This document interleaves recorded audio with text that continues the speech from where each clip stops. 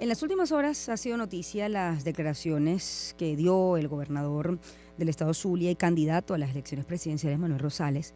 Afirma, entre muchas otras cosas, que, bueno, que le pone la tarjeta y la candidatura, las dos tarjetas y la candidatura con un lacito a los partidos que forman parte de la plataforma de la Unidad Democrática y que vean cuáles son las opciones reales para poder participar en las elecciones presidenciales. Y sobre este tema y otros en el panorama político electoral quiero conversar con Colette Capriles a propósito de nuestra sección Así lo veo. Buenos días y bienvenida, Colette. Qué gusto conversar contigo esta mañana. Colette Capriles, psicólogo social. Igualmente. ¿Cómo estás, Shirley? Muchas gracias por la invitación. Colette. Bueno, Manuel Rosales lo ha dicho ayer en una entrevista con Vladimir Villegas aquí en Unión Radio. Les pongo mi candidatura y las dos tarjetas con un lacito. Deciden ustedes qué van a hacer. La pregunta es, bueno, ¿qué opciones reales hay para los partidos que no apoyan o que no están de acuerdo con la candidatura de Manuel Rosales para inscribir a María Corina Machado o a Corina Lloris? ¿Cuál es la opción real que en este momento pudiesen tener?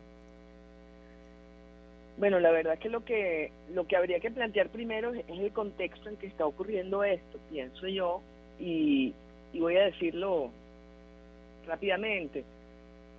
Este país no es el país de 2018, ¿sí? Este es un país que ha cambiado, que yo siempre digo que el sufrimiento cambia mucho, y yo creo que este es un país que ha aprendido y que tiene muy claro que quiere transitar en un camino de cambio político, de cambio social, en fin, un proceso largo, evidentemente, en el cual la elección es uno. Concretamente, lo que hemos venido viendo son esfuerzos para, vamos a decir, validar esa demanda, ¿no? En el sentido de que la oposición ha venido tratando de construir una candidatura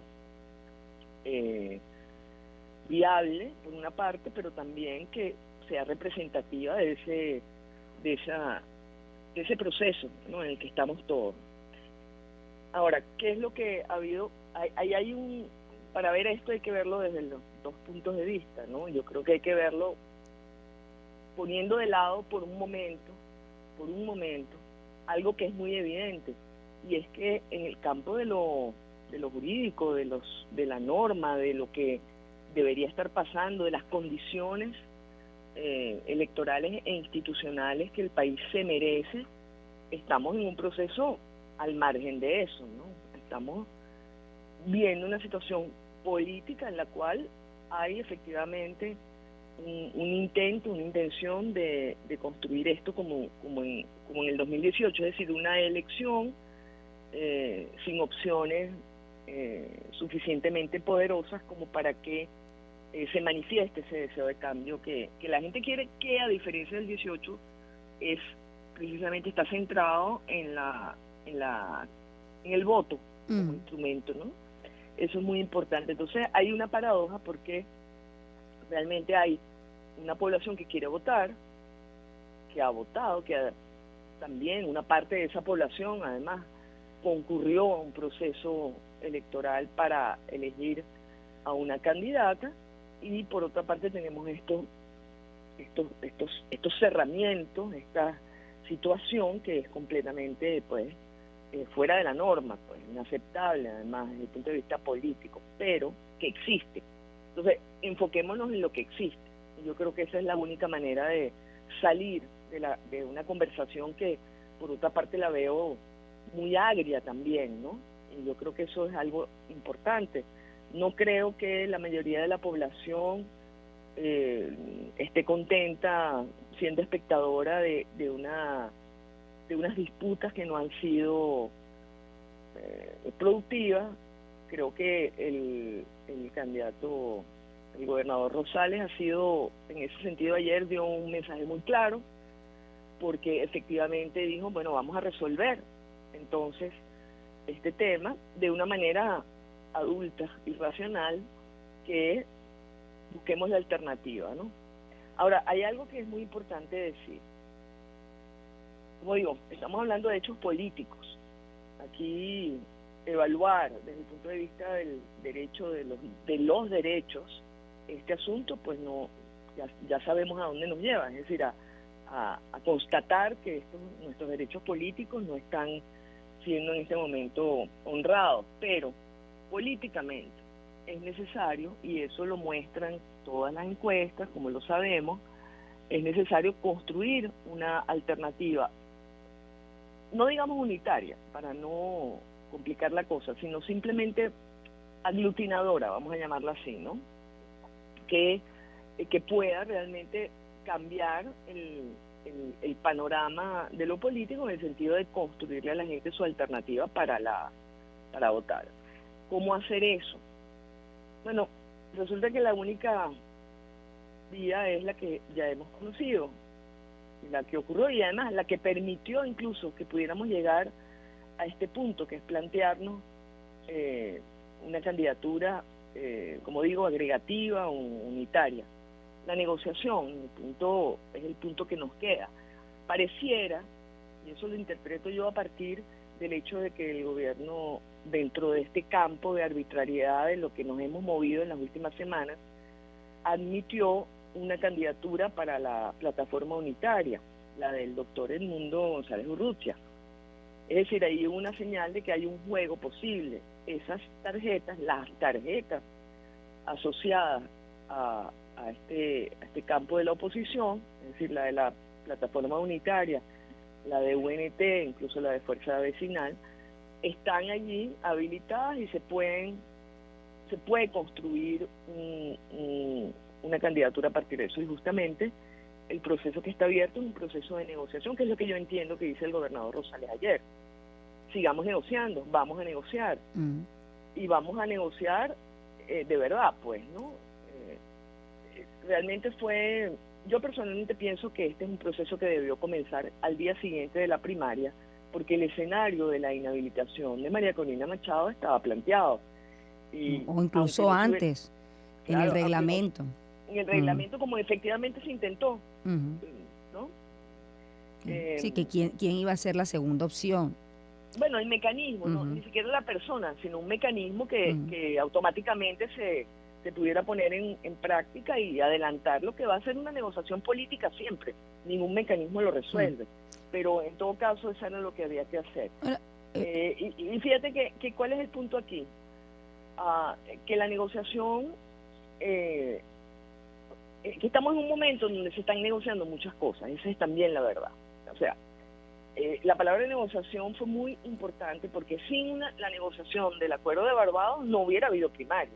Es una cosa que hay que decirla muy clara, ¿no? Una de las cosas que se negoció, no quedó escrito, es que el gobierno pudiera, digamos, respetar el proceso de primaria que estaba amenazado, de hecho. Su resultado fue un éxito en términos de participación, o sea, mostró claramente un mensaje de participación y de voluntad de ir a votar para realmente avanzar en el proceso político, que por cierto, no se limita a la elección. Nosotros estamos inmersos en un proceso que tiene que ver por una parte con la negociación y uno de cuyos hitos es la elección presidencial y las que vengan luego, pero además también todo el proceso político asociado a esto tiene que ver con la negociación. Y estamos en un momento muy duro, aquí se sigue negociando, como dije antes. Aquí pareciera que estamos en que es necesaria una negociación interna, ¿no?, de la oposición. Y yo estoy preocupada en el sentido de que espero que de verdad los actores políticos sean lo suficientemente responsables como para conversar realmente y plantear una alternativa. Por otra parte, estamos en negociación también porque viene el tema de la renovación de las licencias, ¿no? Por otra parte están lo que hemos visto ya de manifestación de la comunidad internacional que está también preocupada por el proceso venezolano. En fin, hay una cantidad de lugares y espacios donde se están moviendo cosas. Y yo creo que lo más importante es que podamos decirle a todos esos actores que el venezolano quiere votar, que el venezolano quiere realmente recuperar su voz, porque el voto es la voz. Entonces creo que esa es la situación en la que estamos planteados. Sí. De nuevo, pedimos responsabilidad, digamos, a los actores, ¿no? Ahora la pregunta es, ¿la oposición estaría dispuesta a votar por cualquier nombre contra el candidato del gobierno, que es el presidente Nicolás Maduro? Esa es la gran pregunta, porque uno Bueno, que dicen ¿sabes que las encuestas dicen eso? No voy a repetirlas, yo no soy experta en eso y hay una verdadera conciencia muy pragmática también, ¿no? Del momento en que estamos. Y sobre todo, como dije antes, una conciencia muy pragmática de lo que ya pasó y no funcionó, ¿no? En este caso, no participar masivamente en las elecciones nos trajo consecuencias que conocemos. Entonces, yo creo que esa sí es una convicción. Segundo, mira, la selección de un candidato o las razones por las cuales la gente vota por un candidato en particular son infinitas, hay muchísimas posibilidades, pero lo que es en este momento lo que probablemente predomine es la idea de que podemos reunirnos alrededor de un candidato. O sea, yo creo que ese es el valor fundamental. Por supuesto, aquí ha habido un proceso, además hay que decirlo siempre, aquí hubo un proceso de selección de candidaturas, en este caso la de María Corina Machado, que fue sumamente importante para activarle a la gente también la confianza en que puede realmente transitar un proceso electoral que nos lleve hacia una situación distinta, hacia una situación de cambio, de reconstrucción, que puede ser largo o corto como proceso, pero en todo caso que tiene que ver con esto de manifestarse en una elección. Entonces, ese proceso a mí me parece sumamente importante y fue, digamos, moral y socialmente muy importante. Y hay que reconocerlo. Yo creo que en ese sentido María Corina Machado tiene un espacio fundamental en las decisiones que se deban tomar. Por eso te preguntaba, si la candidatura de Rosales es factible, Rosales o como él dijo, bueno, cualquier nombre, es factible sin el apoyo de María Corina Machado.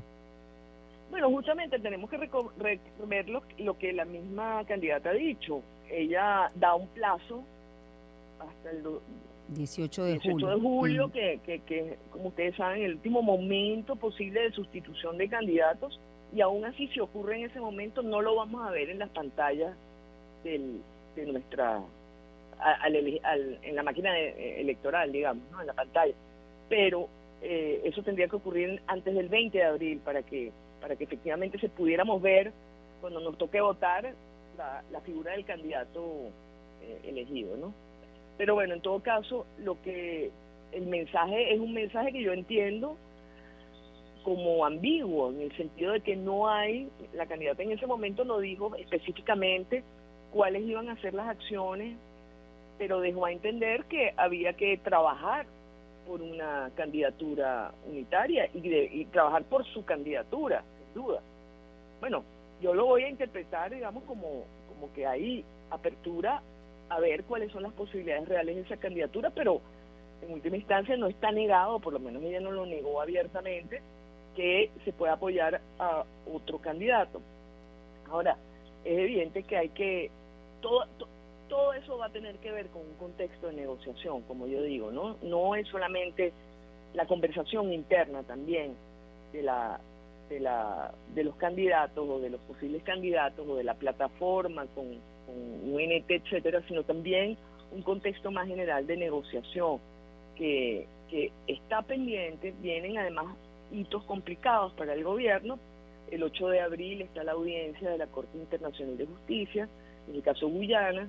El 18 de abril se vence la licencia LG 44. O sea, hay todo un contexto en donde las respuestas del gobierno también van a ser de alguna manera parte del contexto en el cual vamos a estar discutiendo este asunto de la candidatura. Entonces, ahora, yo creo que eso es algo... Sí. Colette, lo curioso para los seguidores de María Corina es por qué Rosales sí pasó los obstáculos para poder inscribir su nombre y por qué los otros no. Es que el obstáculo no es para Rosales ni los demás. El obstáculo es para María Corina Machado. ¿Cuál es el obstáculo? Es decir, aquí está muy claro, o sea, digamos, por eso digo, vamos a ver los hechos políticos, ¿no? Es decir, el problema del gobierno nacional es tratar de construir un 2018 versión 2.0, o sea, volver al 2018. ¿Qué significa eso? Tener unas candidaturas que el gobierno juzga débiles y que pueden dividir a la oposición y que excluyen las posibilidades de María Corina Machado, porque el gobierno ha pensado que esa es la manera de llamar a la abstención, de lograr abstención. Es decir, que los seguidores de María Corina Machado no van a votar por Rosales, pues vamos a decirlo así. Obviamente esa es la estrategia, es demasiado evidente, no estoy diciendo nada. Pero entonces la pregunta es ¿qué hacer con eso? Porque esa es la realidad. ¿Qué hacemos con eso? O sea, yo creo que valorar, yo no creo que los votantes, la gente que fue a votar en la primaria, sin duda, está votando por una candidata específica, por María Corina Machado, por lo que ella representa, por su historia, en fin, por distintas razones. Pero también al mismo tiempo está perfectamente claro que no quiere desperdiciar la oportunidad de votar, ¿no? Y hay una capacidad de transferencia de esos votos bastante importante. Aquí lo que es importante es conseguir una regla para decidir que funcione para todos y que nos saque de eso, lo que tú comentabas, Shirley, ¿no? Del chisme, del por qué este sí, por qué este no. O sea, hay que entender cuál es la estrategia del adversario. La estrategia del adversario es todo lo que sea división y abstención, me conviene. Con eso yo puedo convertir la minoría política que yo soy en una mayoría electoral por ausencia de alternativa. Yo creo que esa es la responsabilidad que tienen que tener los líderes. Entonces, como no había una regla de decisión, la propia candidata designó a alguien que evidentemente era imposible que el gobierno la aceptara. Es más, esto que acabo de decir es terrible, porque estamos en un contexto electoral en el cual el gobierno decide quién puede ser y quién no puede ser candidato, pero eso es un hecho político. Es decir, negando eso o denunciándolo no vamos a avanzar hacia la solución que necesitamos, que en este momento es ofrecer una candidatura que agrupe lo más posible a ese votante que se fue a manifestar su voluntad en la primaria, que además sorprendió con esa asistencia y que generó allí una fuerza que es importantísima que se mantenga, ¿no? Entonces, yo creo que eso hay que verlo así, como un asunto de responsabilidad política. A veces la responsabilidad política es más importante incluso que las convicciones, y a uno le pasa como votante. A lo mejor yo voy a tener que ir a votar por alguien que no me encanta, que no me entusiasma, que no es lo que yo quería, que incluso me puedo tener reserva, pero entiendo que es un paso adelante hacia la construcción de lo que viene, que no es solamente una elección.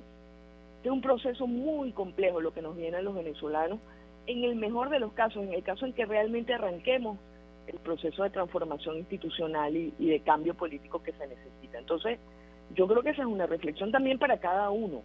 Yo entiendo la indignación. Es que decir, como digo, uno cuenta esto y evidentemente está absolutamente tan atravesado por la arbitrariedad y por unas condiciones electorales que sabemos que no van a ser las que queremos, que parece redundante decirlo, pero hay que entrar en otro plano, hay que reconstruir las capacidades de acción, y eso pasa por tener un candidato que, como digo, represente más nuestra responsabilidad que nuestra convicción. Yo creo que es una reflexión para cada uno ese punto, ¿no? Bueno, te agradezco mucho, Colette, gracias por participar en esta sección. Así lo ve Colette Capriles, psicólogo social. Muchísimas gracias. Por favor, gracias a ti. 7:29, vamos a hacer una pausa, ya volvemos. Esto fue Sonidos que te envolverán en un mundo de emociones. Voces que te mantienen con la mejor onda en un solo dial. Onda, la superestación. 107.